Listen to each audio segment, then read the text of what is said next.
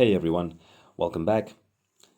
Sometimes you read a story in a comic book which is it's so sad, it's so intense in its sadness and its depiction of cruelty that it leaves a very indelible mark on your psyche.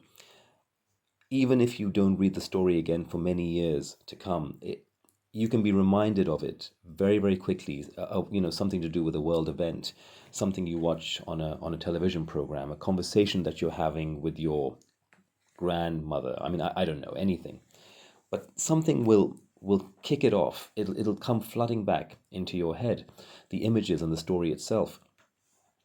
And one such story, which which is an example of what I'm saying right now, is a Marvel.com annual on Wolverine, which I don't think many people have possibly heard of. And why the Marvel.com, where that moniker comes from, I don't know, but that's what it is. And it's a story that's written by Dwayne Schwazinski, a surname which I've probably butchered. My apologies to Dwayne. And drawn by Mike Diodato. It is a very, very good piece of work. It really is, and it's a very poignant piece of work. It lingers with you a long time after you've read it. And the reason why it lingers with you is because it is a work that depicts cruelty and tragedy and the inhumanity that people inflict on one another. Um, and the fact that it has Wolverine fighting a were-coyote, not a werewolf, a were-coyote, is also one of the reasons why it kind of sticks in your mind.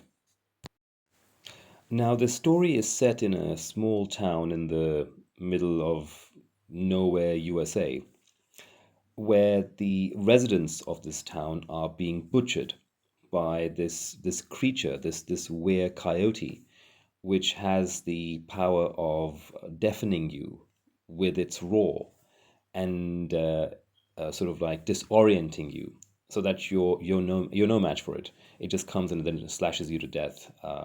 And it's been doing this to all the locals for quite some time. And Wolverine gets to hear about it. Logan gets to hear about it, and he decides that he wants to help these townsfolk. And so he pops over to investigate and see what's going on. And when he's here, he's attacked by this were-coyote. He engages in battle, and he also realizes that when he tries to get information as to what's going on, what are the origins, why is this happening, all the townsfolk have been rendered deaf by this creature because, as I mentioned earlier, every time this creature roars, the sound is so loud and deafening that it basically ruptures your eardrums, and so you can't hear. And Logan also goes through this experience. He's also attacked, and he loses his hearing because of this sound emitted by the beast. But of course, he has a healing factor, so it comes back. But the mystery is, where is this creature coming from? What are the origins? And why is it attacking these townsfolk? Now, during one of the battles with this were-coyote, Logan manages to get the upper hand. And when he cuts the coyote uh, fatally, he realizes that there's something or someone inside it. So he cuts away, slashes open, and discovers that there's actually a small child, a young boy, who's nestled within the remains of this were-coyote. So naturally, his interest is piqued. He's concerned. What's going on? And so this child manages to create a link with Logan's mind and takes him back to basically, essentially, the reason for him being the way he is. So during this link with Logan's mind, he's transported back in time where we see the boy on a Native American reservation, and his tribe is attacked by a bunch of American soldiers on horseback, and they basically go about destroying the village, destroying the reservation. And all that this boy can do is watch on in horror as his family and his friends are butchered by these cavalrymen. Eventually, of course, once the deed has been done, the soldiers depart, leaving this young boy alone amongst his tribespeople, the only one to survive. And he's he's approached by the spirit of this coyote god, who basically says that, look, I'll give you a chance for revenge. One day, the descendants of the people who have done this to you, and to your tribes people, they will come back to this land, and when they do, you will take your revenge. So mystically, mysteriously, the boy enters the body of a dead coyote, and then lies in waiting.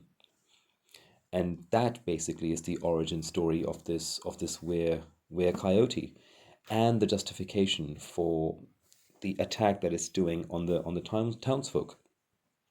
These people, in some way, of course, I imagine, must be the descendants of the soldiers who attacked his people hundreds of years ago.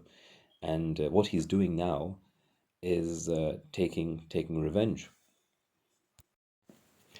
And now, look, I understand that Logan is a hero in the comics, and he's here to save these people who are being killed by this creature. But upon learning of the creature's tragic origins, and discovering that there is in fact a small child within the body of this werebeast, um, his first uh, priority is to protect the townsfolk, and all the horrendous acts that have been committed against the people of this young lad many hundreds of years ago.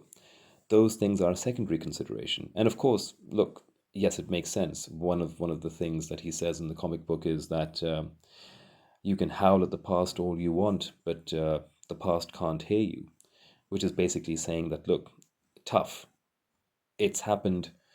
There's nothing you can do to change it.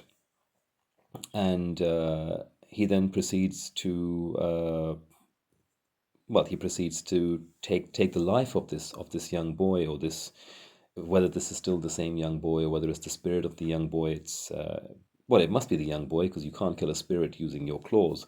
So basically, here's this young boy who's somehow miraculously survived all this time through the power of magic, and wants to seek revenge for the wrongs that have been done to him, righteous revenge. And Wolverine says, no, it's got to stop.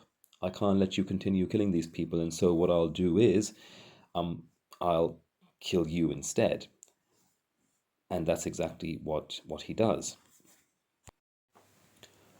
What really struck me about this story is that at the end of it all, when facing his demise, the young boy doesn't struggle, doesn't try to save himself. He just accepts that this is going to happen. Now, whether this is because he's tired of everything that he's had to go through, the waiting, the revenge, the killing, that could be one of the reasons. Or maybe he realizes the futility of taking revenge against a people to whom it will in the end matter very little. His people are all gone.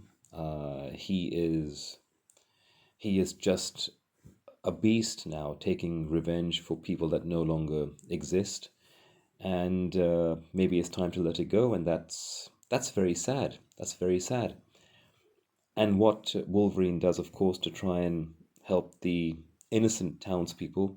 Yes, I understand that makes sense, but well, a few questions you could ask here. One is that, did Wolverine really have to kill the boy? Maybe he could have taken him to Doctor Strange, who was, of course, the master of the mystic arts, and said that, listen, this kid's gone through a lot for quite some time now.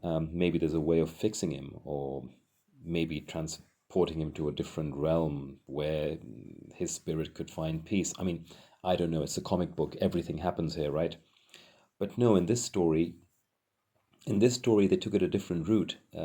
They In this story, the way that the boy gets peace is through death. Um, and that's really hard. That's a very hard thing to swallow.